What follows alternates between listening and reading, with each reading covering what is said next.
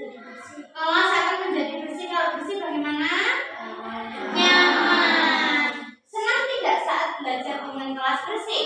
Senang. Baik. Tentang kebersihan nanti akan ditulis di dalam sticky note yang saya bagikan. Ya.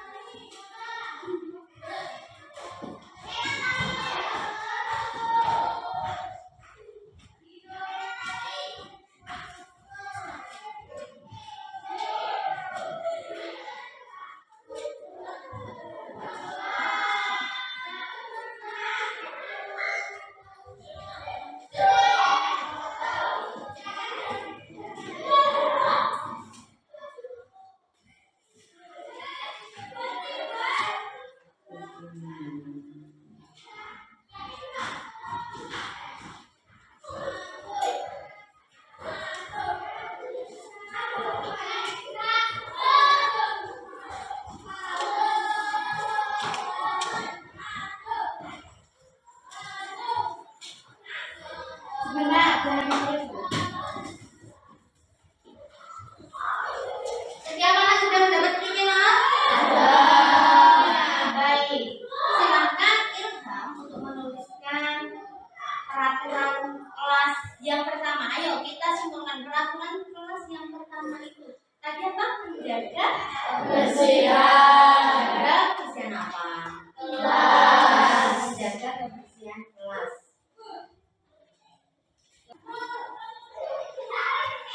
Terus untuk menjaga kebersihan selain tidak boleh membuli, kita harus apa ya? Jujur, betul Faris. Kita harus jujur. Semua yang di kelas harus jujur. Guru dan kalian. Setuju? Silakan. Yuk, terus apa lagi?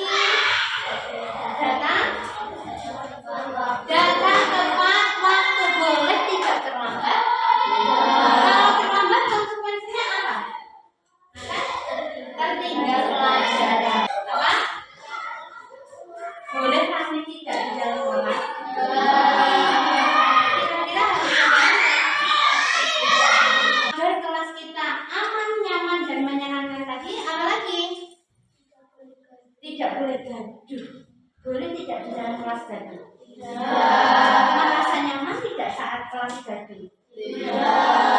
Peraturan selanjutnya tertib di kelas. Sekarang silakan kalian menuliskan keyakinan kelas pada sticky note yang sudah Bu Guru berikan. Sudah paham tentang keyakinan kelas? Sudah. Keyakinan kelas adalah keyakinan yang disepakati oleh guru dan murid untuk membentuk lingkungan belajar yang aman, nyaman, dan menyenangkan.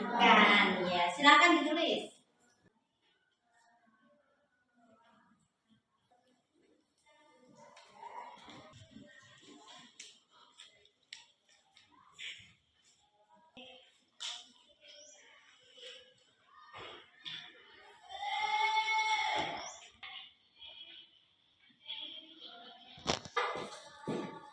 Sekarang silakan dapatkan keyakinan kelas yang sudah kalian tulis di papan taruh di depan. Yuk, semuanya.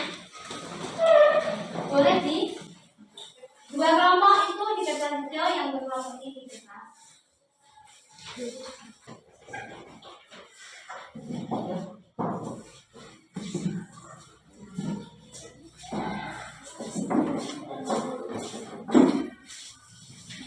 Baik, terima kasih anak-anak. Hari ini kita sudah membuat apa? Keyakinan kelas. Baik, terima kasih. Sekarang silakan kemas.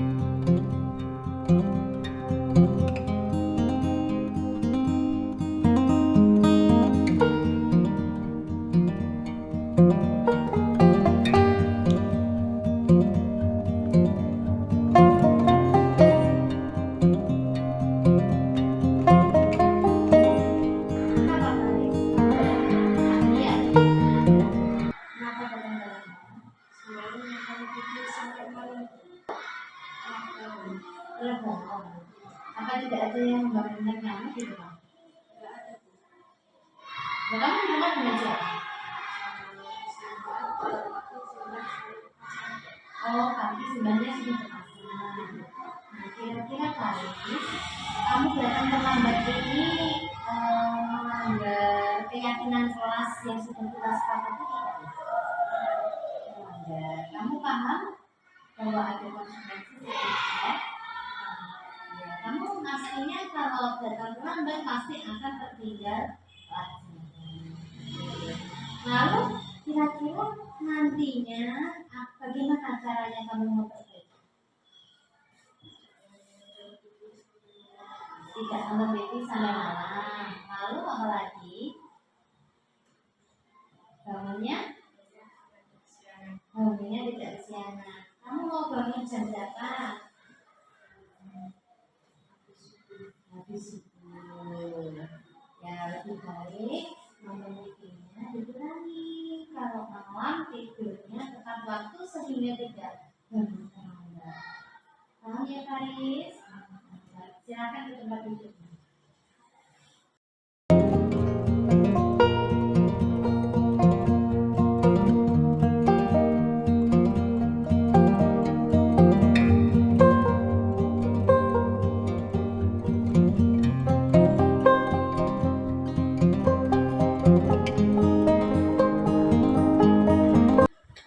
Kamu sudah mengerjakan belum?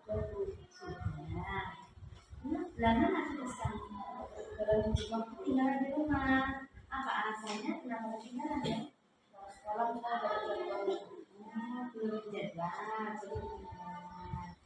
Kamu tahu apabila ketinggalan berarti nanti tidak mendapatkan apa? Nilai. Jadi bagaimana kira-kira kamu akan memperbaikinya? Kira-kira saya mau iya. Baik, jadi nanti istirahat, Aci mau mengambil di rumah. Baik, tidak apa-apa. Nanti lalu tugasnya disusulkan ke saya ya. Ya, agar dapat nilai. Baik. Nah, untuk Aci, besok lagi bagaimana agar jadwalnya tidak tertinggal? Kalau mau jadwal itu ada. Iya, kalau mau menjadwal punya teks jadwalnya punya. Baik, Aci silakan kembali ke tempat duduk. Iya, sama-sama.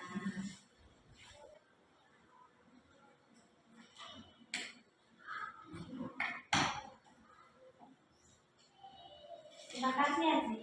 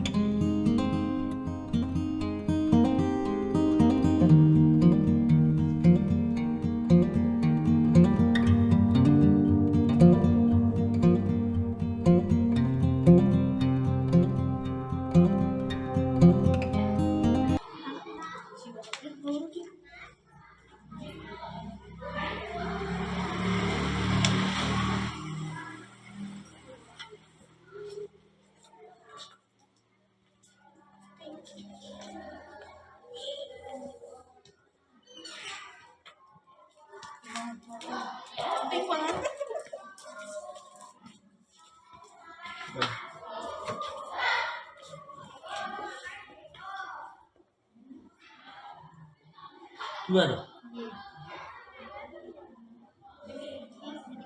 Oh, kalau beli kan. Satunya ikut, Pak. Apa, Pak?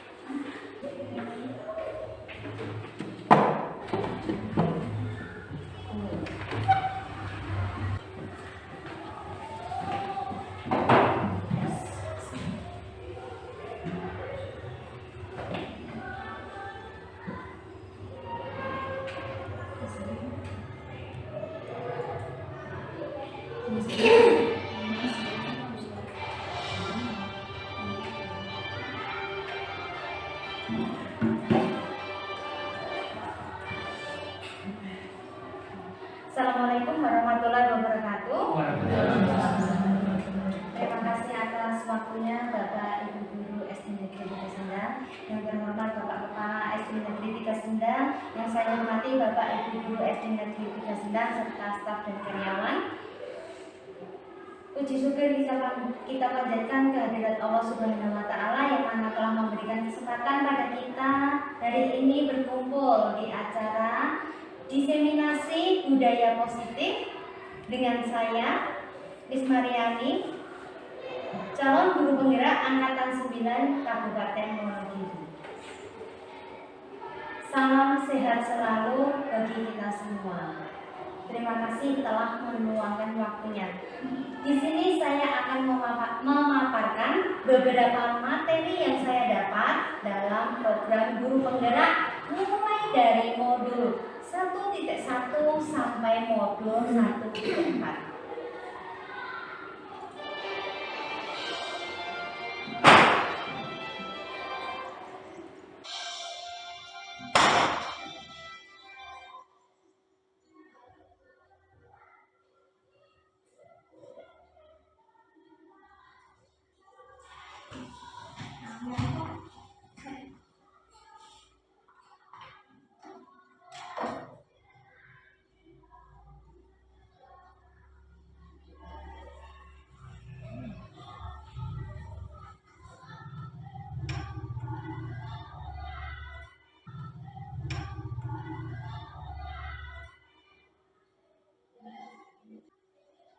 Di sini nanti saya titik beratkan tentang budaya positif. Apa itu budaya positif? Bagaimana kita akan memulai untuk budaya positif? Sebenarnya di sini budaya positif tetap dimulai dari guru. Guru menuntun murid untuk menerapkan budaya positif sehingga nanti murid tersebut akan ikut melakukan budaya positif. Seperti semboyan Ki Hajar Dewantara, ing ngarsa Sutuwanda, ing madya manungkarsa tutumi handayani.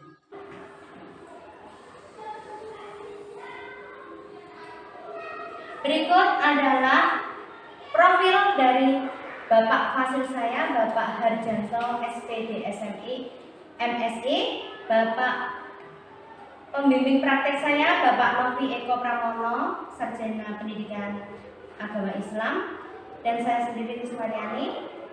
Terima kasih kepada Bapak Ibu Guru yang telah memberikan dukungan maksimal kepada saya dalam mengikuti program guru penggerak.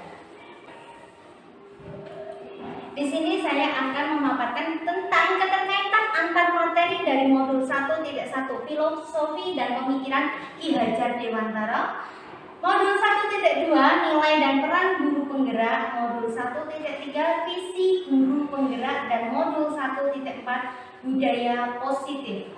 Jadi kalau perlu kita tarik benang merah antara modul 1.1 sampai modul 4 itu nanti akan saling ada keterkaitannya.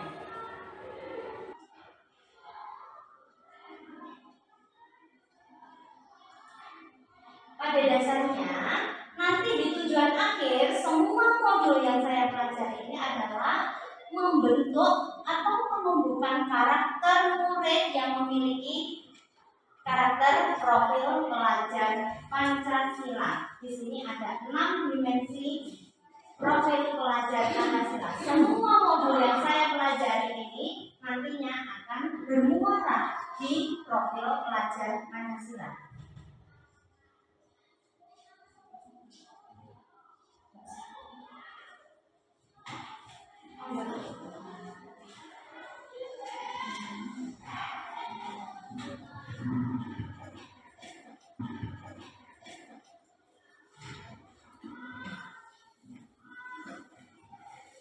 Filosofi pemikiran Ki Hajar Dewantara, pendidikan adalah menuntun. Guru ibarat seorang petani dan berpihak pada murid. Pendidikan adalah menuntun. Di situ kita ada kata-kata seperti ini.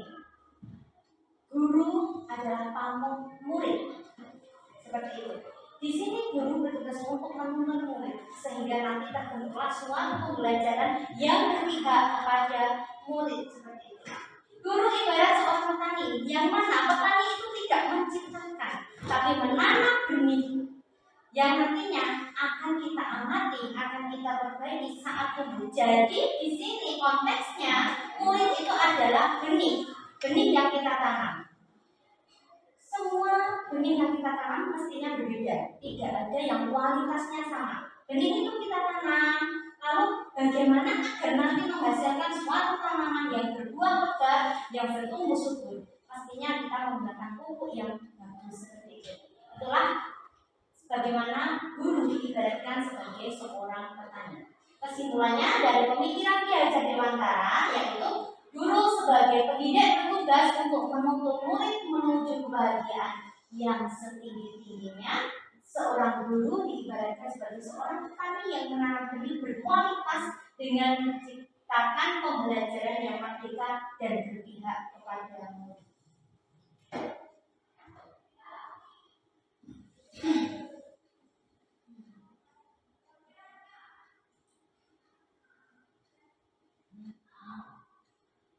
Selanjutnya di sini adalah nilai dan peran guru penggerak. Nilai dan peran guru penggerak ini adalah modul 1.2. Sebelumnya selamat datang Ibu Sarwini dan Ibu Susi dari TK 1 Atap SD Negeri 3 Sendang. Terima kasih atas waktunya yang sudah diluangkan untuk menghadiri diseminasi saya. Saya lanjutkan. Nilai dan peran guru penggerak antaranya adalah mandiri, kolaboratif, berpihak pada murid, inovatif, dan reflektif. Mandiri. Di sini seorang guru adalah merencanakan pembelajaran yang akan diberikan kepada muridnya secara mandiri maupun hasil refleksi bersama teman.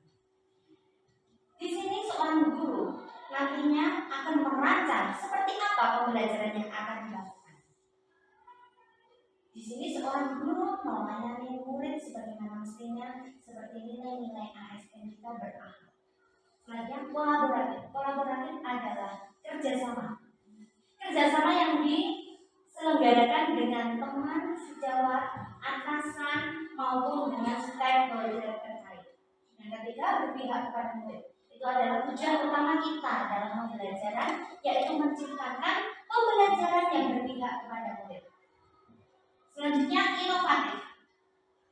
Untuk melayani murid-murid yang mempunyai karakteristik yang berbeda, mestinya kita sudah berinovasi sedemikian rupa sehingga nanti kita bisa menghantarkan murid tersebut untuk mencapai capaian pembelajaran. Yang ketiga reflektif. Reflektif bisa dilakukan dengan murid maupun dengan teman sejawat. Ini untuk mengetahui bagaimana kelemahan yang sudah kita lakukan ataupun kelebihan yang sudah kita lakukan, sehingga nanti ke depannya kita bisa merencanakan bagian mana yang perlu dimodifikasi, bagian mana yang perlu dipertahankan.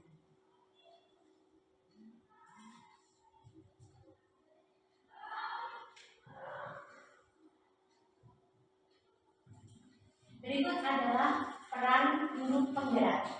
Menjadi pemimpin pembelajaran. Benar, seorang guru penggerak maupun pendidik adalah menjadi menjadi pemimpin pembelajaran di kelas. Saya penjenengan semua adalah pemimpin pembelajaran di kelas.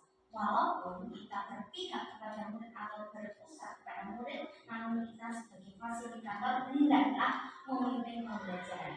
Selanjutnya, peran menggerakkan komunitas praktisi.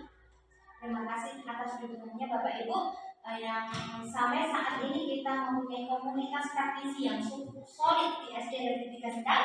Selain itu ada komunitas praktisi yang kita ikuti di tingkat gugus, yaitu KKG Gugus Melati.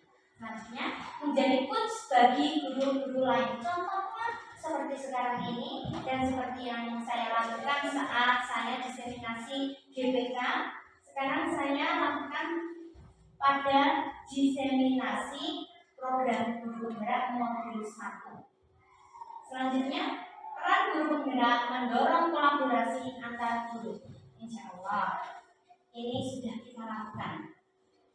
Semua teman-teman saya dipandu Bapak Dana Wibowo tentunya sudah melakukan kolaborasi antar guru, sehingga kita bisa mewujudkan program-program yang cukup bagus untuk mewadahi minat dan bakat kita. Selanjutnya, peran guru penggerak mewujudkan kepemimpinan murid. Kita semua saya tahu sudah pernah untuk mewujudkan kepemimpinan murid. Setiap kelas pasti ada struktur organisasi di mana ada ketua kelas, wakil ketua, dan ada bendahara maupun sekretaris. Dari masing-masing siswa tersebut mestinya sudah mewujudkan kepemimpinan murid.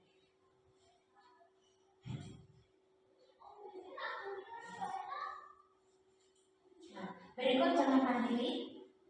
Guru bergerak secara sengaja merencanakan dan melakukan perbaikan diri sehingga semakin menguasai dan semakin ahli dalam apapun yang dianggap perlu untuk membawa perubahan yang berpihak kepada murid. Penggunaan proyektor atau media elektronik untuk penyampaian materi dan pembuatan sarana pembelajaran.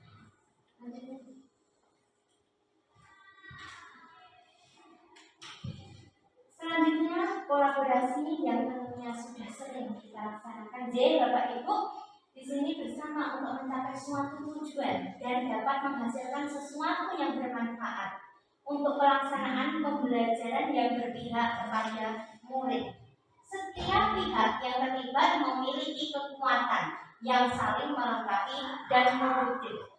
Contohnya di situ saya bersama Pak Andi Purwono mengkolaborasikan rencana pembelajaran. Tentunya saran dan kritik dari Pak Andi itu akan sangat membantu bagi perencanaan pembelajaran saya.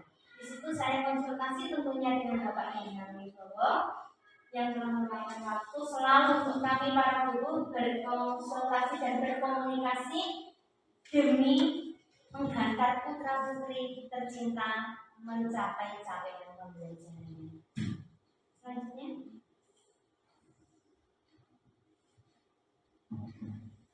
berpihak kepada murid. Seorang pendidik selalu bergerak dengan mengutamakan kepentingan perkembangan murid sebagai acuan utama. Itulah tujuan dari berpihak kepada murid.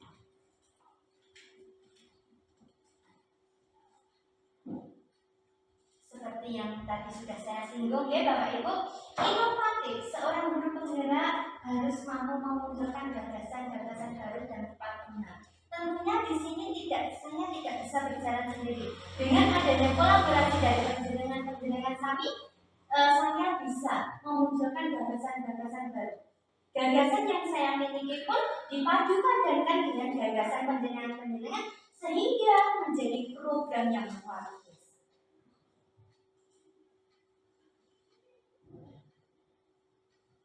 Reflektif merupakan suatu kemampuan untuk menghubungkan pengetahuan yang diperoleh dengan pengetahuan sebelumnya sehingga diperoleh satu kesimpulan.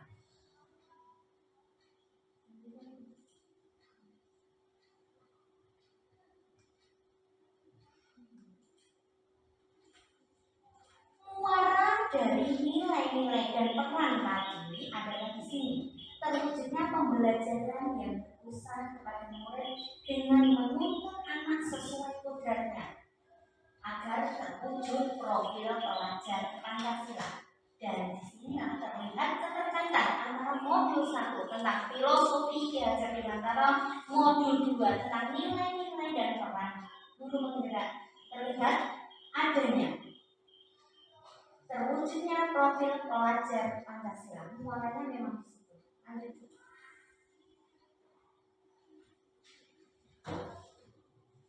Sampai di modul 1.3 yaitu visi guru penggerak.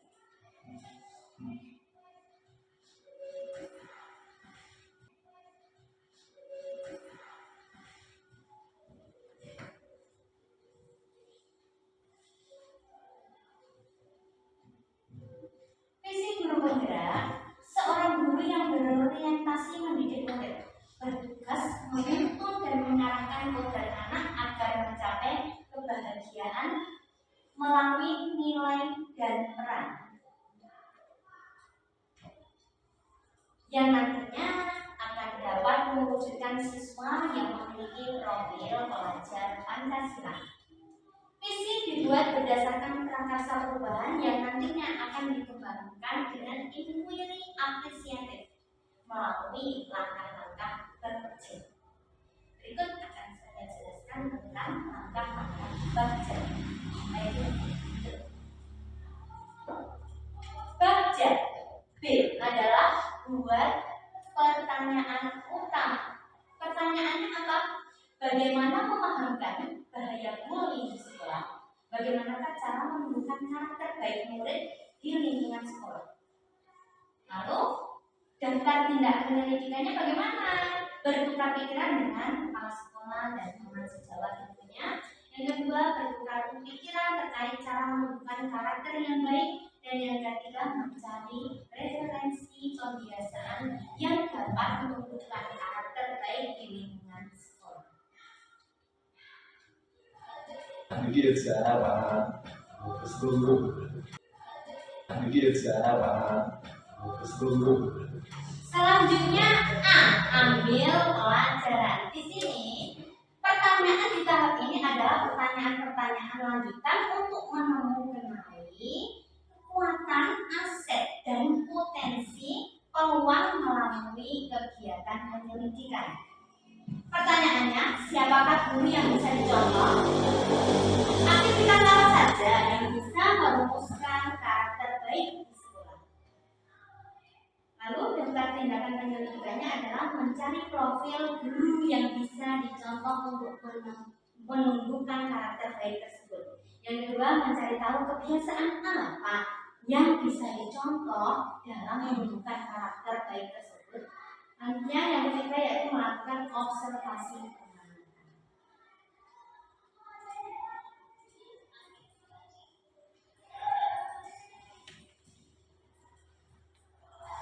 Selanjutnya pada tahap G, gali mimpi.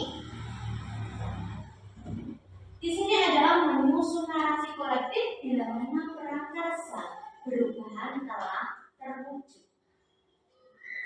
Apakah kebiasaan baru yang saya tanamkan untuk menumbuhkan karakter baik di lingkungan sekolah sudah bertambah? Bagaimanakah cara saya menciptakan suasana menyenangkan? Apa saja hal baru yang saya dapatkan setelah karakter baik di sekolah ini tercapai atau tertumbuh? Bagaimana perasaan saya ketika karakter tersebut mulai tumbuh? Lalu daftar tindakannya membuat gambaran atau narasi tentang kegiatan murid yang telah melakukan kegiatan penumbuhan karakter baik. Yang kedua, membuat daftar kebiasaan baru. Contohnya sambut murid, disiplin, kebinekaan global, literasi, siraman rohani, dan lain sebagainya. Yang ketiga, membuat gambaran atau narasi sikap dan respon murid. Yang keempat, perasaan saya akan senang dan bangga saat semua kegiatan terrealisasi dengan baik sehingga menciptakan ataupun menumbuhkan karakter baik kepada murid di sekolah.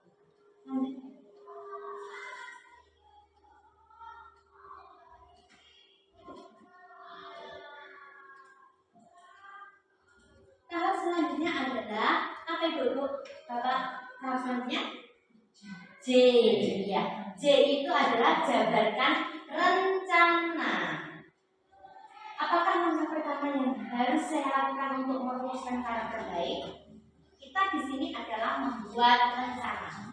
Berapa lama target untuk bisa menemukan karakter tersebut? Berarti kita harus mempunyai tenggat waktu mentarget program yang sudah. Yang ketiga, apa saja tindakan yang bisa mendukung pembentukan karakter baik tersebut? Lalu, daftar tindakannya adalah membuat rencana pembiasaan yang bisa menumbuhkan karakter baik di lingkungan sekolah. Membuat catatan target yang akan dicapai setiap bulannya. Kenapa saya ambil setiap bulan Bapak Ibu? Karena di sini kalau menurut saya setiap minggu itu tenggat waktunya sangat singkat. Sedangkan kita sendiri mempunyai banyak program dan banyak kegiatan. Kemudian yang ketiga, mendokumentasikan kegiatan pembatik. Pembatik kalau ini pembiasaan praktik baik. Yang dapat menumbuhkan karakter baik di sekolah dan memajang di mading kelas. Untuk sementara yang saya pajang di mading kelas adalah jadwal-jadwal Bapak Ibu guru pembina terus nanti disusun program kita selanjutnya yaitu di bulan Desember nanti untuk melakukan tindakannya tersebut. Yang keempat, melakukan dialog dengan kepala sekolah mengenai program kegiatan pembatik. Sampun di Bapak.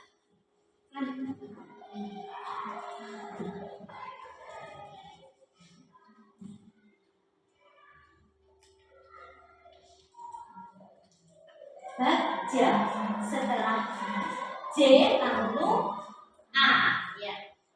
Atur eksekusi. Setelah kita mempunyai rencana, jabarkan rencana, kita mengatur eksekusinya. Bagaimana kita menindaklanjuti? Saya berterima kasih sekali kepada Bapak Ibu, kepada Bapak kepala sekolah yang mana telah turut bergerak bersama untuk melaksanakan kegiatan pembatik pembiasaan praktik baik setiap hari Senin sampai hari Sabtu. Sangat luar biasa sekali dengan semuanya.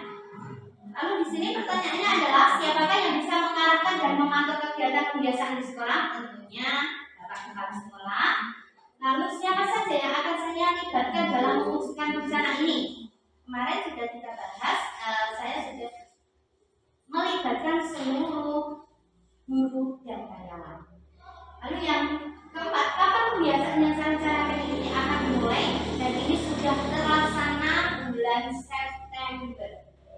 Selanjutnya, bagaimana cara memantau kegiatan pertumbuhan karakter ini? Dengan pengamatan observasi tenggat waktu 1 bulan.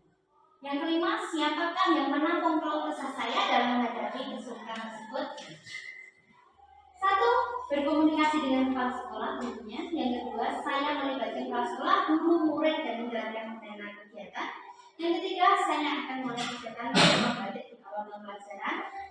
Yang keempat, menentukan tenggat waktu pencapaian target kegiatan pengembangan. Yang kelima, saya melibatkan kepala sekolah dan mahasiswa dalam mengatasi kesulitan saya. Jadi saat saya merasa kesulitan, mohon tolong Bapak Ibu dan Bapak kepala sekolah untuk kita bersama-sama mencari solusi. Berikut adalah kegiatan membatik. Yang pertama adalah Cikatos, ini pada hari Senin. Yang kedua adalah BIGO, yaitu Kebinekaan Global pada hari Selasa. Yang ketiga, Terasi, yaitu Terapan Ragam Literasi, ini pada hari Rabu.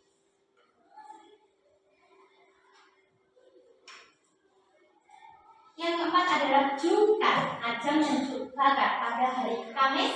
Yang kelima, Sirani, siraman rohani mempertebal pendidikan agama dan karakter, ini pada hari Jumat. Lalu yang keenam adalah Ora Pepeling, yaitu olahraga dan peduli lingkungan pada hari Sabtu.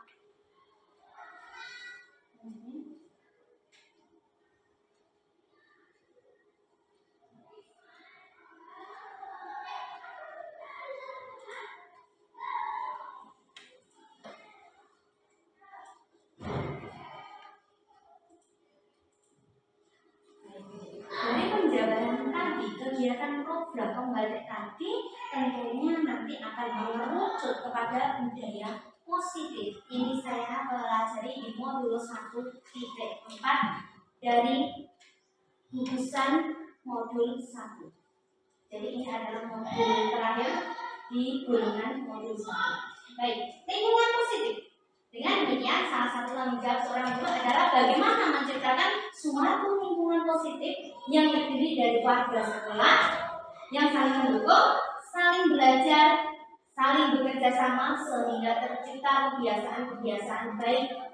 Dari kebiasaan-kebiasaan baik akan tumbuh menjadi karakter-karakter yang baik. Pada akhirnya karakter-karakter dari kebiasaan-kebiasaan baik tersebut akan membentuk suatu budaya positif.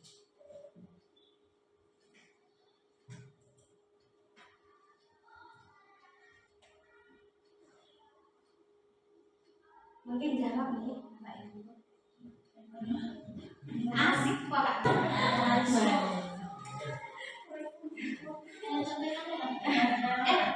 Ini nanti nek cuma perhatikan saja. Ngelangarin aku juga. Ya lanjut. Baik.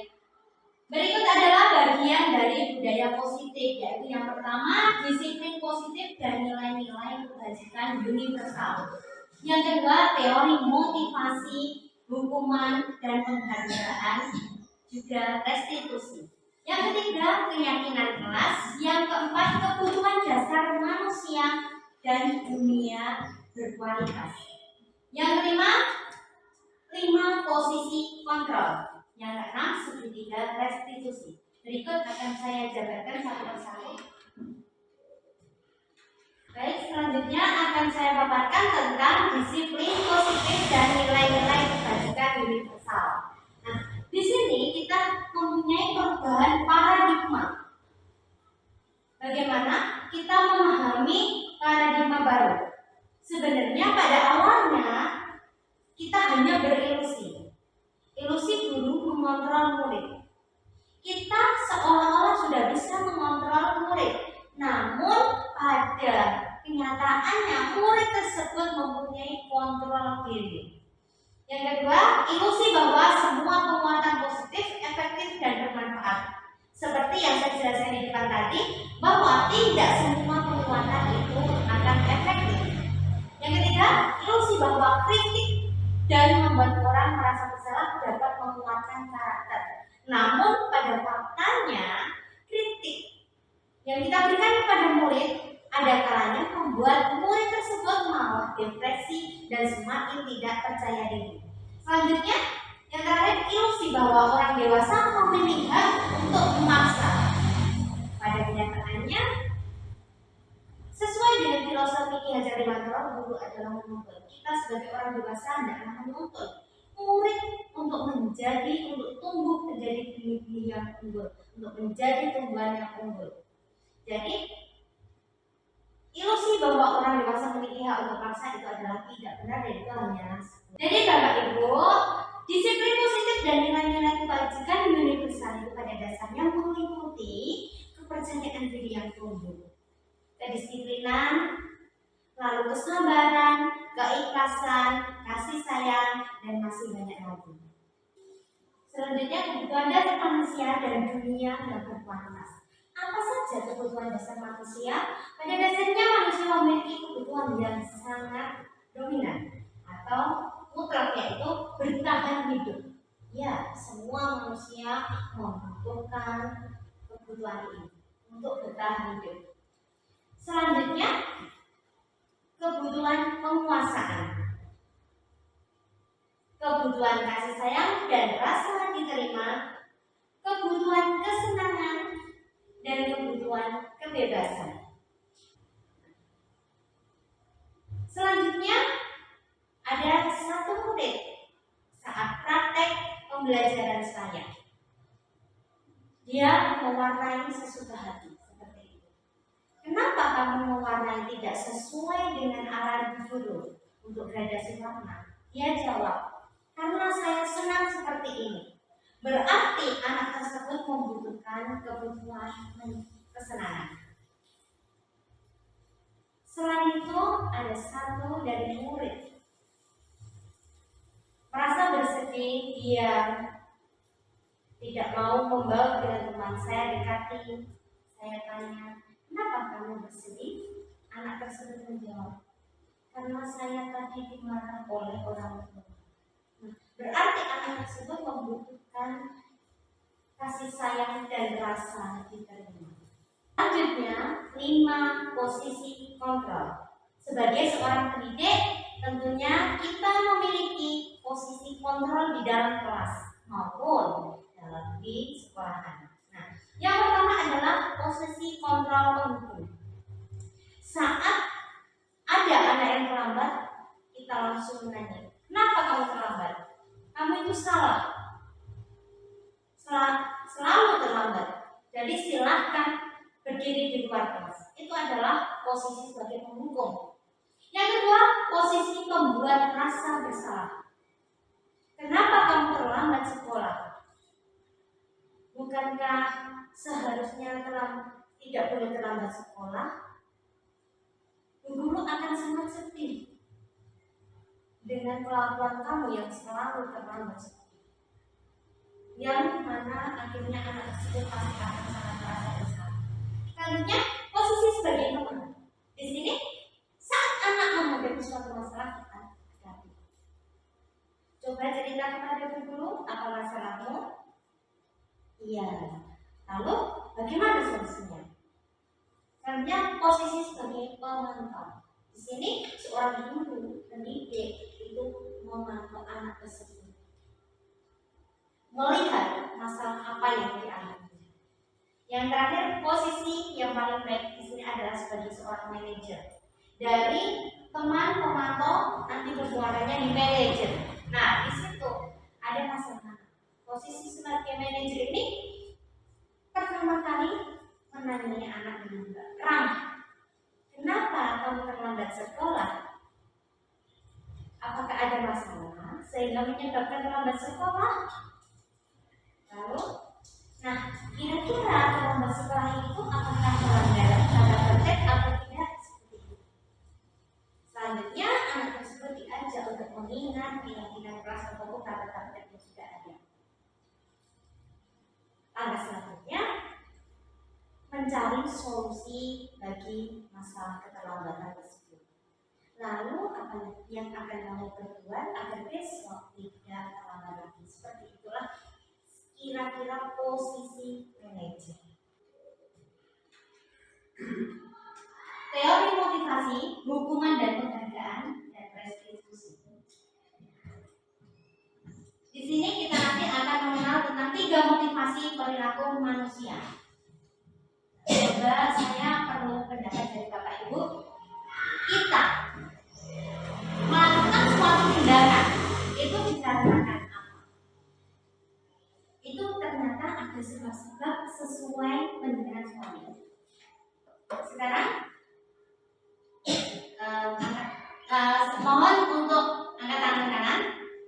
Angkat tangan kanan dengan semuanya. Ya, letakkan di situ sesuatu yang berharga. Sesuatu yang berharga. Letakkan di situ sesuatu yang berharga. Lalu tutup. Bayangkan di situ ada sesuatu yang berharga.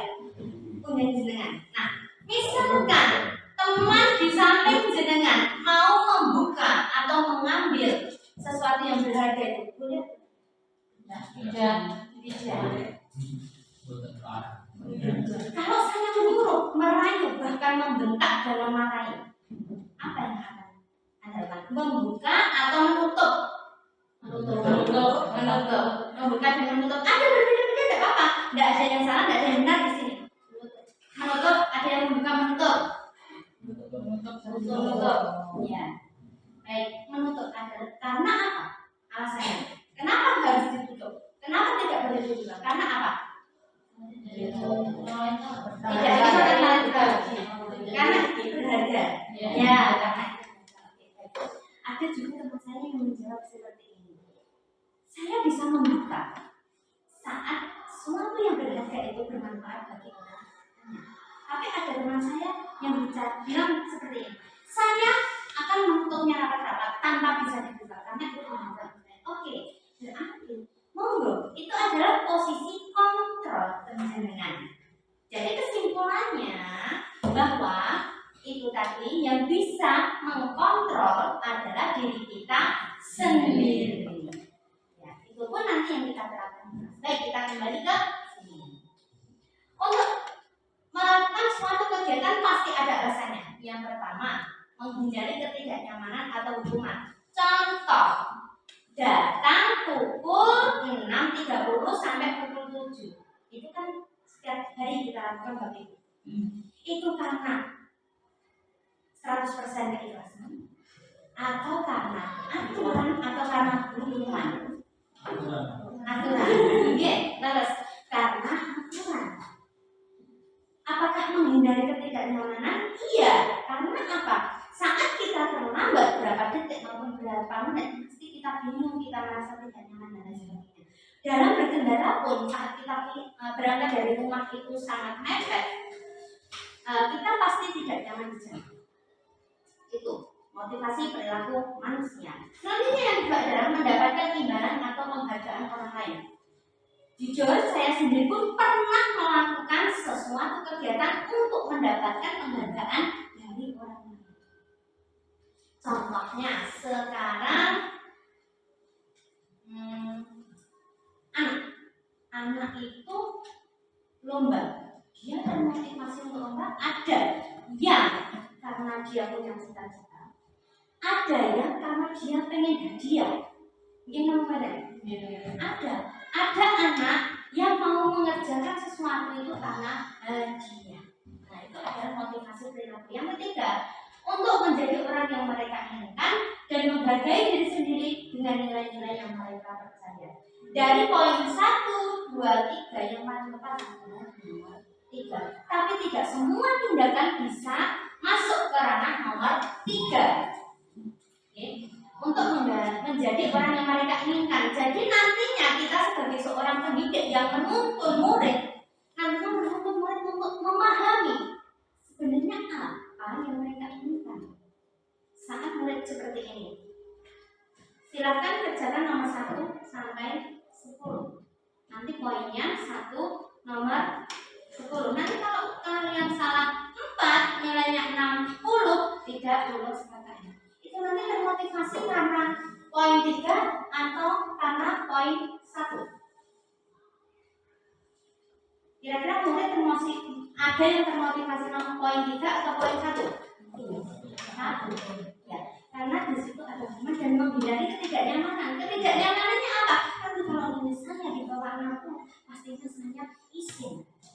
Pastinya saya malu, itu tidak nyaman. Oke. Selanjutnya,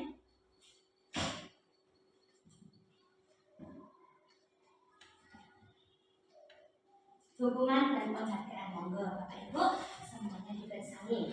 Di sini ada kasus ngapunten gunyana namanya memang IPA. Itu dari sana.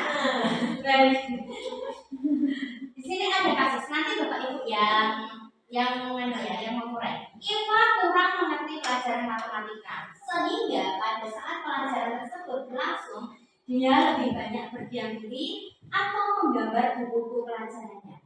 Pada saat guru matematikanya, Pak Seno menanyakan pertanyaan, IPA menjadi gugup dan tak sengaja menjatuhkan tas dari kursinya. Bludak. Nah, betul. Serta tiba-tiba menjadi gagap dan pada saat berupaya menjawab, karena menjatuhkan tasnya, dia langsung menjadi gagap, gugup. Seluruh kelas pun terutama melihat perilaku IPA yang berbicara tergagap dan terkejut tersebut. Pak Seno pada saat itu membiarkan teman-teman IPA menertawakan IPA yang tergagap dan malu luar biasa. Dan malahan minta IPA untuk maju ke depan dan berdiri di depan kelas sambil menunjuk hidungnya karena tidak bisa menjawab pertanyaan Pak Seno. Kelas semakin gaduh dan anak-anak pun tertawa melihat IPA di depan kelas memegang ujung hidungnya. Kira-kira Bapak Ibu, dari kasus ini saya hanya satu pertanyaan. Ini kasus Pak Seno melakukan hukuman atau konsekuensi? Hukuman atau konsekuensi? Nah, itu nanti hanya dalam satu kalimat, hukuman atau konsekuensi.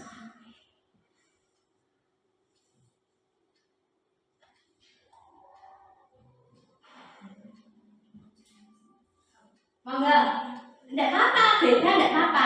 Memang nanti saya akan menjelaskan. Satu kalimat di situ itu adalah hukuman atau konsekuensi. Pak Seno loh, Pak Seno yang menentukan. Kalau ayo, hukuman atau konsekuensi hukuman. Terlihat di sini. Ke depan kelas sambil menunjuk hidungnya. Itu di luar konteks pelajaran. Jadi itu adalah hukuman yang saya tanyakan tadi Pak Sino. Tapi saat teman-teman menertawakan itu adalah konsekuensi tindakan. Oke? Jadi dalam satu kasus kita bisa memilah antara konsekuensi dan hukuman. Lanjut.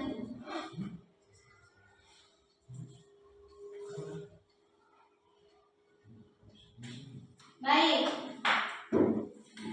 Terlihat ya? Baik. Akan saya bacakan. Ayo tebak-tebakan. Ya, Bapak Ibu. Sekarang tindakan guru mencatat 100 kali di dalam buku kalimat. Saya tidak akan terlambat lagi karena terlambat ke sekolah. Ini termasuk hukuman atau konsekuensi? 100 kali di dalam buku hukuman atau konsekuensi? Terima kasih atas pendapatnya. Ini adalah hukuman. Ya, karena ini tidak akan ada solusinya. Ini bukan solusi dari permasalahan tersebut.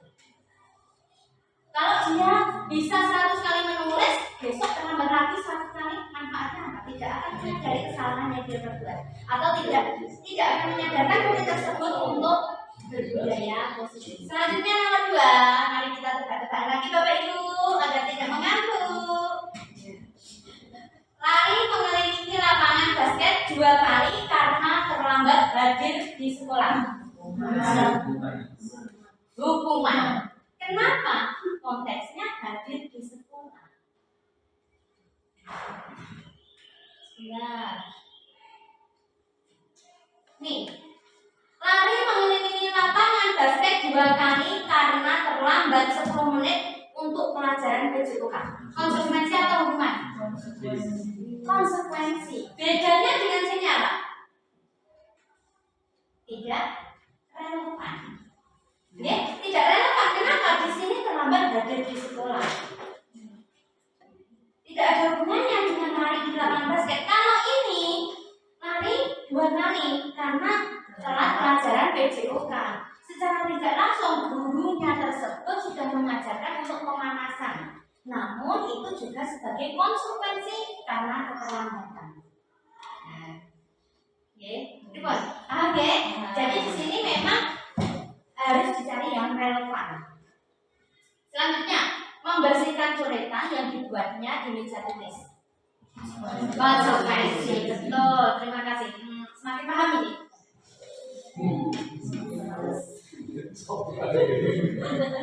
Selanjutnya, murid diminta untuk push up 15 kali karena tidak menggunakan masker. Pak Andi kalah. Ya, hukuman. Nah, betul, hukuman. Karena tidak ada hubungannya memakai masker dengan push up. Tidak relevan. Menggantikan kertas tugas teman yang telah dicoret-coret. Konsekuensi. Terima kasih atas pemahaman. Bagus sekali. Menggantikan kertas.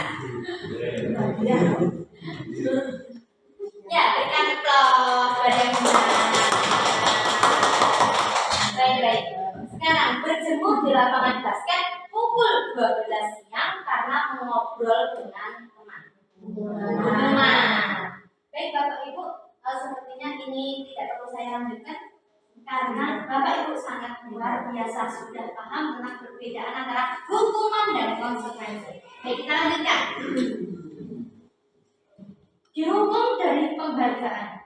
Wow, ini adalah suatu tema yang bisa kita bahas. dihukum dengan suatu penghargaan. Padahal kita senang sekali dengan barang berharga, terutama ibu-ibu semua. Ya, dihukum dengan penghargaan. Ya, kenapa bisa? Poin pertama, pengaruh jangka pendek dan pengaruh jangka panjang saat diberikan penghargaan. Seorang murid, oh ya bagus sekali, ini saya beli, contohnya stiker. Ini, oh saya bilang, seorang murid Bu Tuti tidak mau baris masuk, tidak mau baris dulu, berjubel di depan itu. Tapi Bu Tuti punya cara, yang baris saya beri stiker love. Nah itu, akhirnya besok dicoba seperti itu lagi, muridnya baris, ya, muridnya baris. Ternyata karena dapat stiker, itu adalah salah satu dari penghargaan. Suatu ketika itu sudah berjalan berminggu-minggu, oke, muridnya baris. Selanjutnya, suatu ketika Bu Tuti sakit, digantikan oleh Pak Ibu. Pak Ibu tersebut tidak tahu menahu tentang sistem stiker. Akhirnya murid akan mengulangi berjubel lagi di pintu, tidak mau berbaris lagi. Itulah. Jadi pengaruhnya hanya jangka pendek saat dengan guru tertentu atau yang mengajarkan. Saya pun pernah melaksanakan seperti itu. Penghargaan yang tidak efektif. Contohnya anak dengan usahanya sendiri mencapai pencapaian tertentu, dia senang. Habis itu ditarik kesimpulan oleh gurunya. Ya, si Ati ini bagus sekali, pintar sekali, tepat seperti itu. Itu ternyata penghargaan yang tidak efektif. Karena apa? Dia sudah senang dari dalam hati dengan pencapaiannya, kita mengeksploitasi kehidupan. Seperti itu tidak efektif. Lalu penghargaan merusak hubungan. Ada penghargaan merusak hubungan. Contohnya, siapa nanti yang mendapat nilai di atas 70 mendapatkan bintang prestasi? Tak. Yang tidak mendapat akan merasa rendah diri, akan merasa minder, akan merasa malu, sehingga nanti dalam satu hari itu yang mendapat termotivasi terus, yang tidak mendapat akan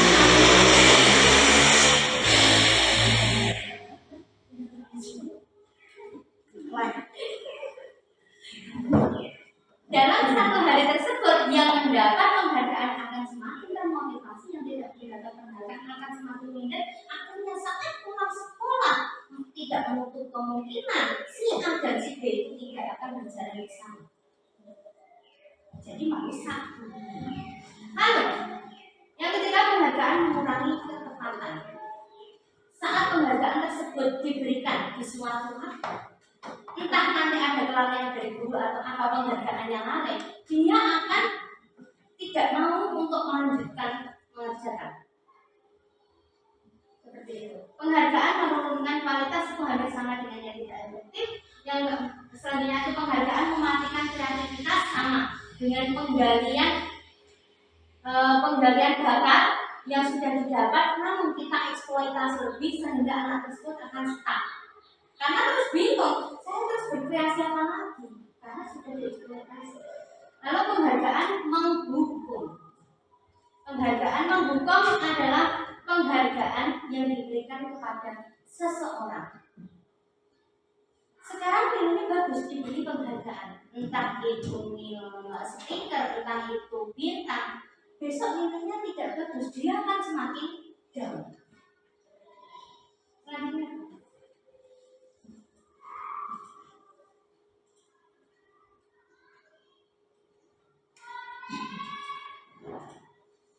hukuman, konsekuensi, dan restitusi. Setelah penjabaran saya jadi, lalu diperkenalkan program disiplin positif yang dinamakan restitusi. Restitusi adalah proses menciptakan kondisi bagi murid untuk memperbaiki kesalahan mereka, sehingga mereka bisa kembali pada kelompok mereka dengan karakter yang lebih kuat menurut dosen 2004. Restitusi juga merupakan proses kolaboratif yang mengajarkan murid untuk mencari solusi untuk masalah mereka dan membantu murid berpikir tentang orang seperti apa yang mereka inginkan dan bagaimana mereka harus memperlakukan orang lain. Ini menurut Chelsea Wilson 1990 dan saya pun mengalami hal ini. Saya belum 100% bisa memanfaatkan restitusi karena itu tadi restitusi tidak serta-merta bisa kita lakukan saat anak itu membuat kesalahan, tapi kita harus mengulur waktu ke belakang agar anak tersebut stabil, baru kita menerapkan skill restitusi.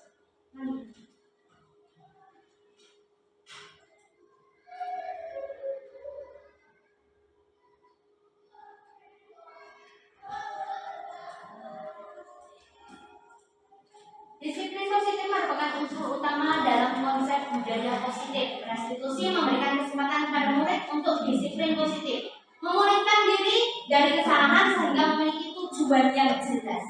Restitusi membantu murid untuk jujur pada dirinya sendiri dan mengevaluasi dampak dari kesalahan yang dilakukan.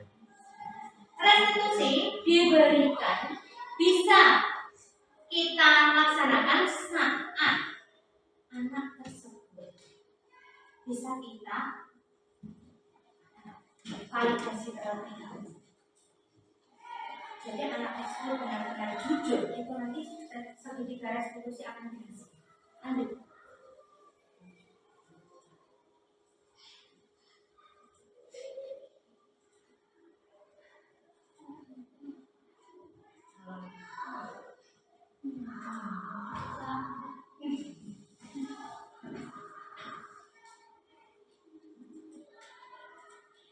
Langkah-langkah segitiga restitusi sebagai berikut Bapak Ibu. Yang pertama adalah menstabilkan identitas, yang kedua memvalidasi tindakan yang salah, yang ketiga menanyakan keyakinan.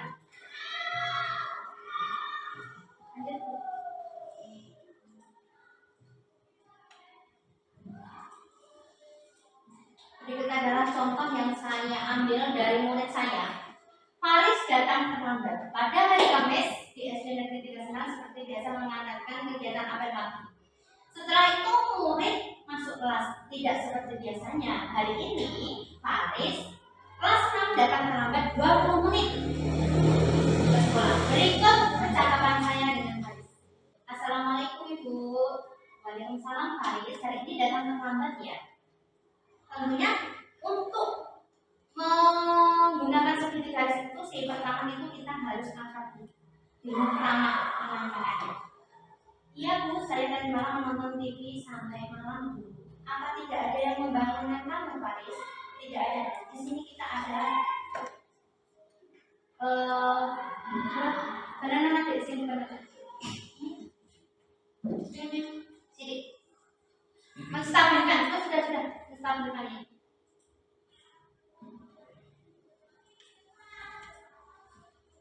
Dari percakapan awal sampai dengan tidak, kita adalah menstabilkan anak dulu. Menstabilkan anak. Saat anak bisa stabil, kita langsung memvalidasi kesalahannya. Yaitu, lah kamu di rumah dengan siapa? Dengan Simba. Tapi kalau pagi Simba sudah pergi ke pasar Bu. Oh iya. Nah kira-kira Faris, jika kamu datang lambat ini melanggar keyakinan kelas tidak? Ini kita sudah memvalidasi kesalahannya. Agar anak tersebut benar-benar menyadari kekeliruannya.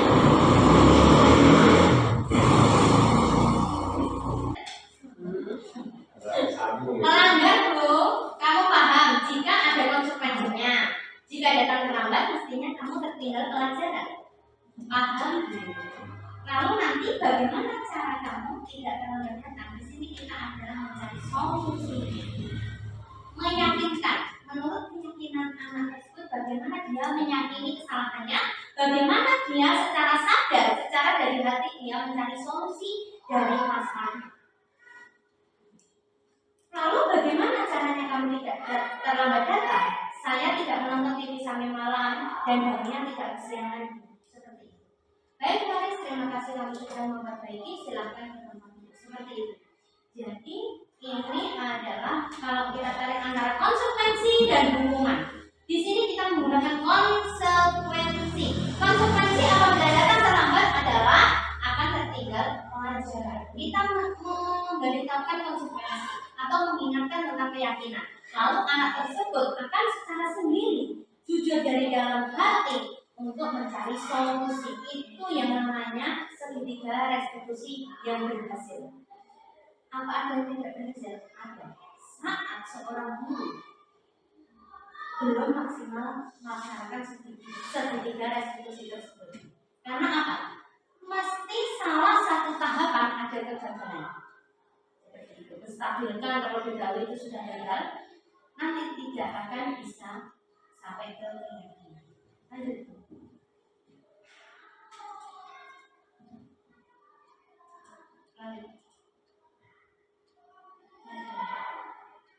Memvalidasi tindakan yang salah, apa yang tidak ada yang membangun kamu? Sambil jalan aja ya, Pak.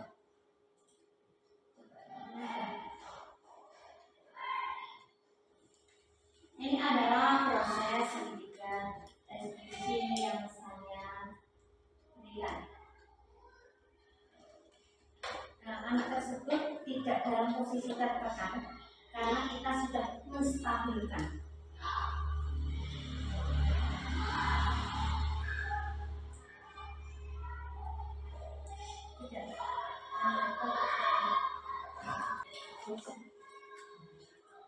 Baik, secara tidak langsung saya pernah menerapkan segitiga restitusi dalam menghadapi permasalahan murid. Namun belum semua langkah saya lakukan. Dalam menstabilkan identitas, terkadang saya melakukan untuk sekedar membuat murid merasa tertangkap basah. Namun saya melewatkan langkah memvalidasi masalah. Saya langsung pada menanyakan keyakinan agar dapat mencapai solusi. Nah, di sini adalah contoh tindakan yang sudah pernah dulu saya lakukan, sehingga tahapan segitiga restitusi tidak tercapai karena salah satu komponennya tidak saya lakukan. Lanjut.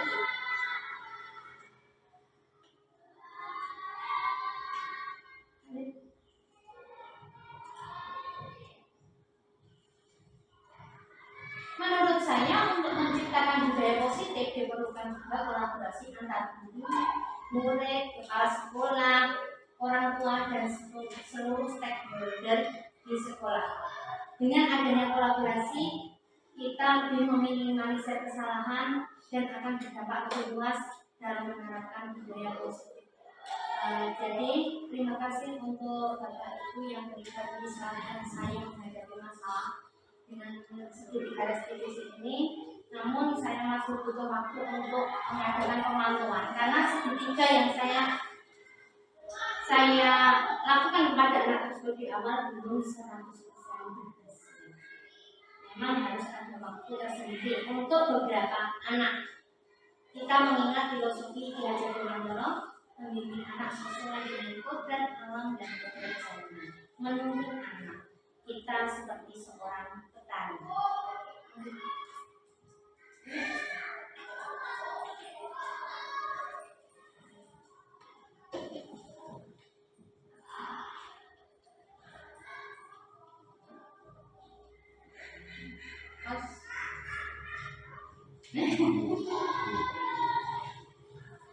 Protes ya, Bapak dari Mengarap.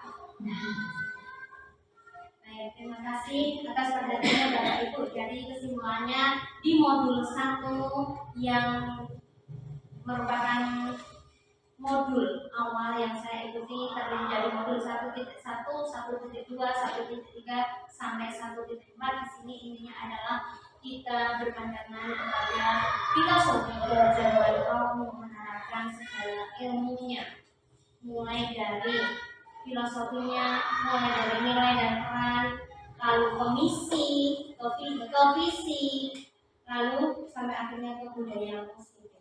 Terima kasih atas kerjasamanya. Semoga kedepannya kita selalu diberikan keberkahan dan kesehatan.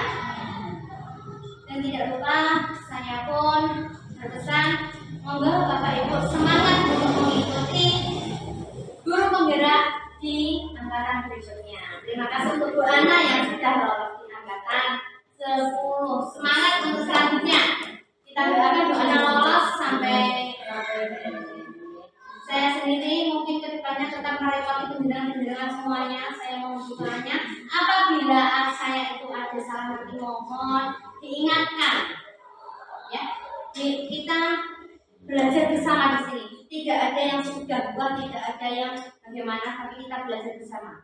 Oke. Mohon kerjasamanya. Terima kasih Bapak Danang Wibowo yang telah meluangkan waktu yang telah memberikan bimbingan kepada saya dan teman-teman. Terima kasih kepada teman-teman yang telah meluangkan waktu dan juga mau berkolaborasi dengan saya. Terima kasih. Apabila ada salah kata maafkan, wabillahi taufiq wal hidayah. Wassalamualaikum warahmatullahi wabarakatuh. Waalaikumsalam warahmatullahi wabarakatuh.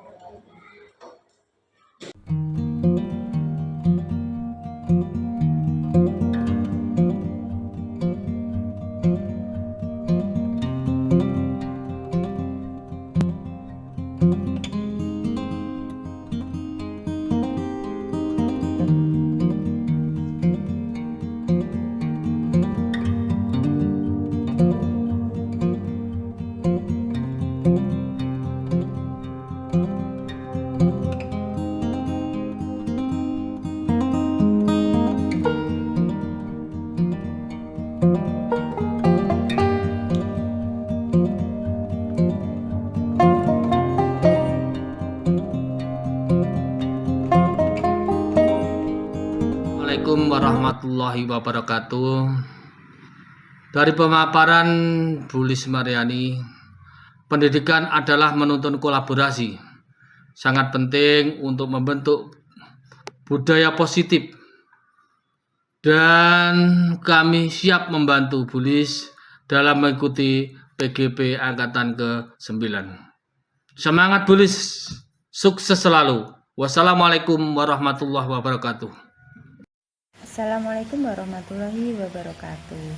Saya tertarik dengan pemaparan Bu Lis Mariani yang telah memaparkan dengan sangat jelas tentang filosofi Ki Hajar Dewantara, nilai dan peran visi, serta tujuan budaya positif. Hal ini dapat membuat saya memahami tentang pentingnya budaya positif. Sehat-sehat terus Bu Lis, lancar sampai lulus CGP-nya.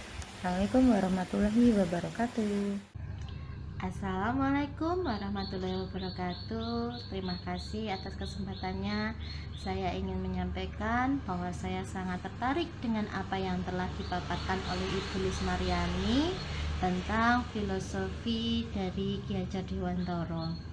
Filosofi tersebut meliputi nilai-nilai, peran, visi, dan juga budaya positif. Dengan adanya pemaparan ini, saya sangat memahami adanya budaya positif yang dapat saya pergunakan untuk dalam menunjang pembelajaran. Sehat selalu Bu Lis, lancar dan tetap barokah. Assalamualaikum warahmatullahi wabarakatuh.